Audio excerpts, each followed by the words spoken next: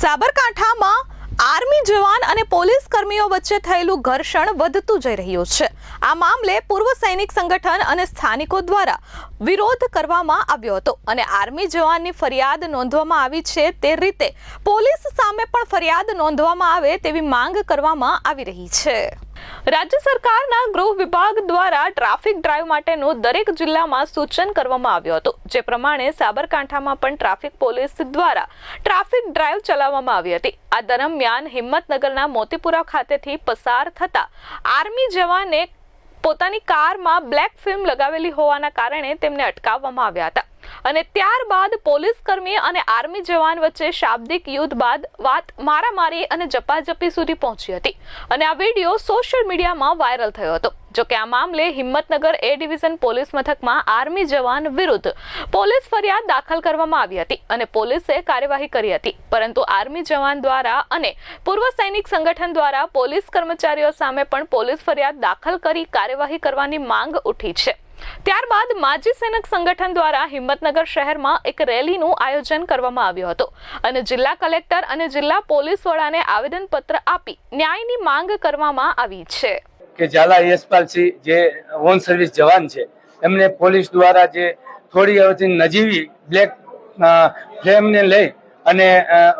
બોલાચાલી થઈ અને એમાં પોલીસ દ્વારા 5 થી 7 પોલીસ દ્વારા એમને મારવામાં આવ્યો। એ ઘટનાને લઈ સમગ્ર ગુજરાતમાં માજી સૈનિક પરિવારમાં ખૂબ રોષ છે। અમે એને ન્યાય અપાવવા આવ્યા છે કે જે એમની સામે એફઆઈઆર થઈ છે એ એફઆઈઆર રદ કરવામાં આવે, પ્લસ જે પણ પોલીસ અધિકારી કર્મચારી જે છે એ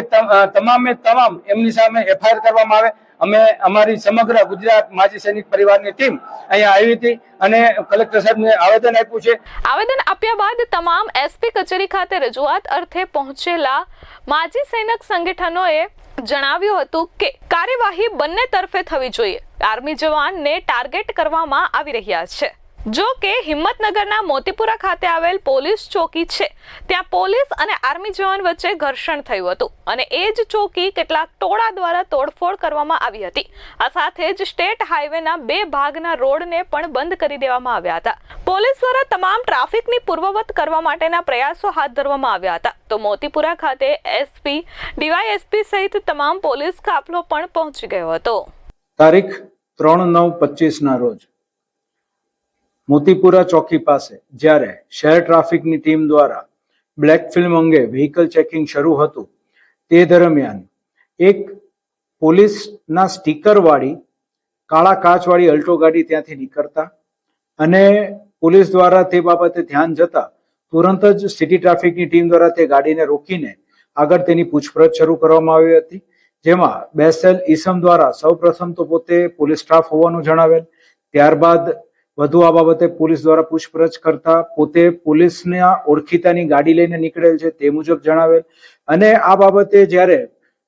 મેમો ભરવાનું જાણ કરતા પોતે આર્મીમાં હોવાનું પણ જણાવેલ।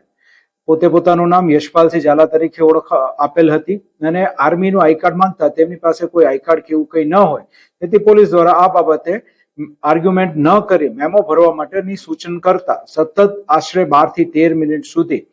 આર્ગ્યુમેન્ટ શરૂ રાખેલ હતી અને મેમો નહીં ભરવા બાબતે અને ગાડી ડિટેન નહીં કરવા દેવામાં આવે તે બાબતે તેણે જણાવેલ હતું। આ બાબતે ત્યારબાદ પોલીસ દ્વારા જ્યારે તે ગાડી લઈને જવાનો પ્રયત્ન કરે છે ત્યારે તેને રોકી અને કાયદેસરની કાર્યવાહી કરવાનો પ્રયત્ન કરતા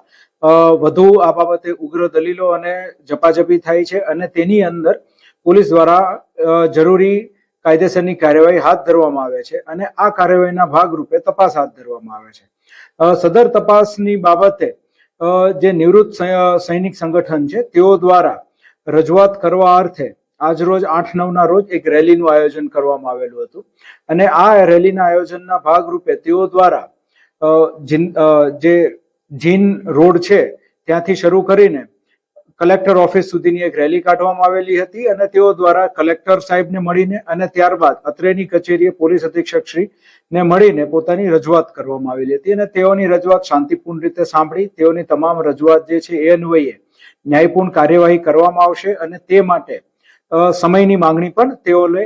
પાસે કરવામાં આવેલી હતી, તેઓને જાણ કરવામાં આવેલી હતી। સદર રેલી જે કાઢવામાં આવેલી હતી તે દરમિયાન જ અમુક અસામાજિક તત્વો દ્વારા અવૈધ રીતે ઉશ્કેરણી કરીને આ અસામાજિક તત્વો દ્વારા જે પોલીસની જે મોતીપુરા ચોકી આવેલી છે તેની નજીક જે પોટાહટ છે તે પોટાહટ પાસે જઈને પ્લાસ્ટિકની ખુરશીઓની અને તેના કાચની તોડફોડ ને એવું બધું કરવામાં આવેલું છે. પોલીસ દ્વારા હાલ આ અસામાજિક પ્રવૃત્તિ કરનારા ઈસમોને ઓળખ કરીને તેઓ વિરુદ્ધ ધોરણસરની કાર્યવાહી હાથ ધરવામાં આવે. હાલ જે છે પોલીસ દ્વારા સૌપ્રથમ તો ત્યાં હાજર જે પોલીસ સ્ટાફ છે તેના દ્વારા ફરિયાદ નોંધવાની કાર્યવાહી કરવામાં આવી રહેલ છે અને આ ફરિયાદ નોંધ્યા બાદ